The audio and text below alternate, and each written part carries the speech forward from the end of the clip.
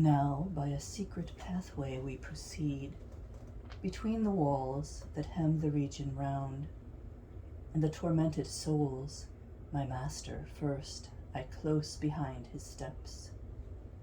Virtue supreme, I thus began, who through these ample orbs in circuit leadst me.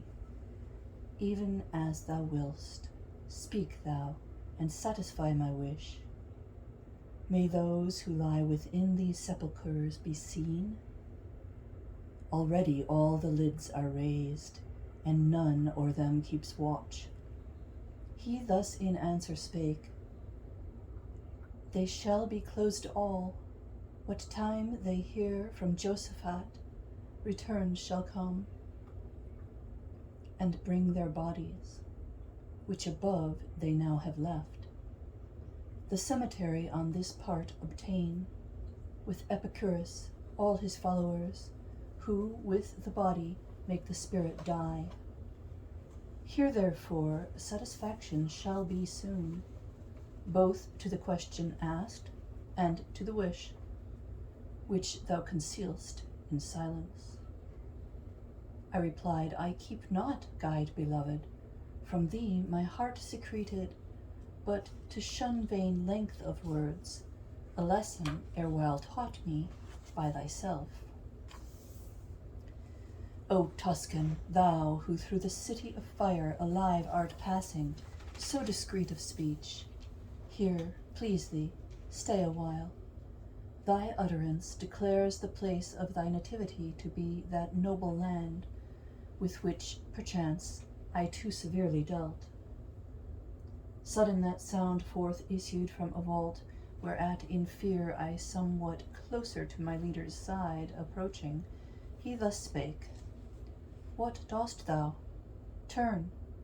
Lo, Farinata there, who hath himself uplifted, from his girdle upward, all exposed, behold him. On his face was mine already fixed, his breast and forehead there erecting, seemed as in high scorn he held in hell. Between the sepulchres to him my guide thrust me with fearless hands, and prompt this warning added, see thy words be clear. He, soon as there I stood at the tomb's foot, eyed me a space, then in a disdainful mood addressed me, say what ancestors were thine. I, willing to obey him, straight revealed the whole, nor kept back aught. Whence he, his brow somewhat uplifting, cried, fiercely were they adverse to me, my party, and the blood from whence I sprang. Twice therefore I abroad scattered them. Though driven out, yet they each time from all parts, answered I, returned, an art which yours have shown they are not skilled to learn. Then, peering forth from the unclosed jaw, rose from his side a shade, high as the chin, leaning, methought, upon its knees upraised. It looked around as eager to explore if there were other with me, but perceiving that fond imagination quenched with tears, thus spake, if thou through this blind prison ghost, led by lofty genius and profound, where is my son, and wherefore not with thee? I straight replied, not of myself I come, by him who there exects me through this clime conducted, whom perchance Guido thy son had in contempt. Already had his words and mode of punishment read me his name, whence I so fully answered. He at once exclaimed, up starting, how saidst thou, he had? No longer lives he? Strikes not on his eye the blessed daylight?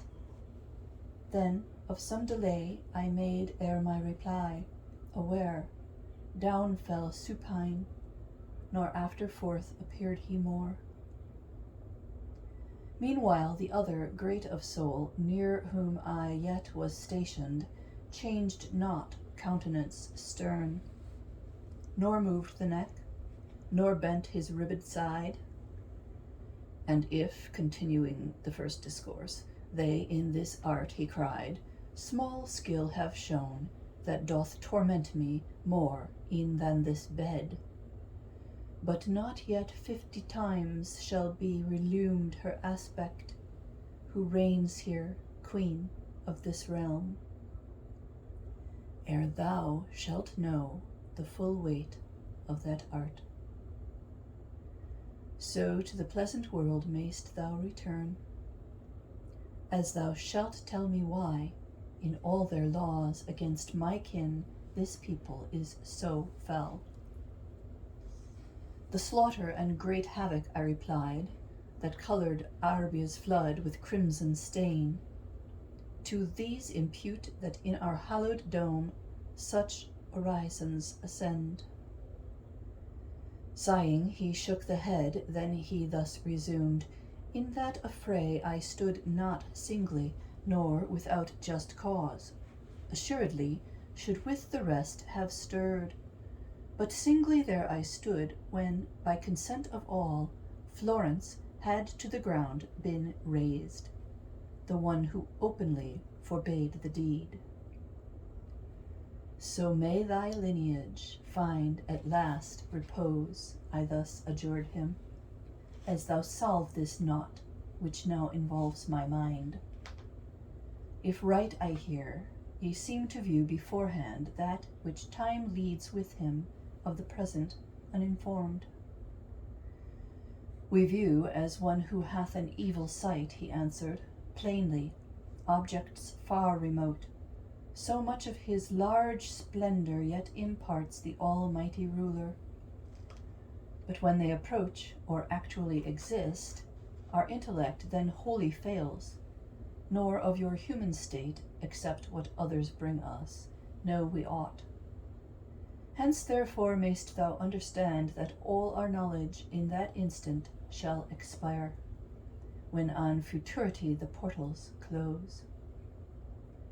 Then conscious of my fault, and by remorse smitten, I added thus, now shalt thou say to him there fallen, that his offspring still is to the living joined, and bid him know, that if from answer silent I abstained, 'twas that my thought was occupied, intent upon that error which thy help hath solved.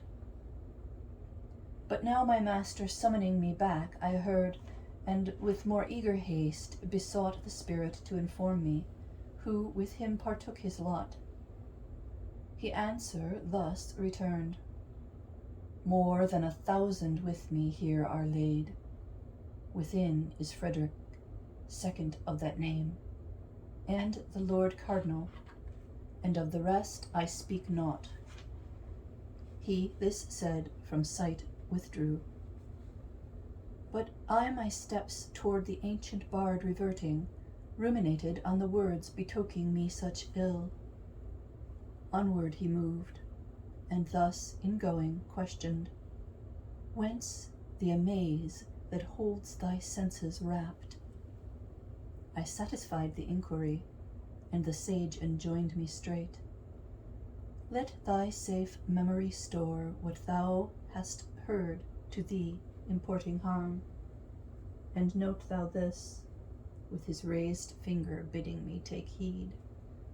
When thou shalt stand before her gracious beam, whose bright eye all surveys, she of thy life the future tenure will to thee unfold. Forthwith he to the left hand turned his feet. We left the wall, and toward the middle space went by a path that to the valley strikes, which e'en thus high exhaled its noisome steam.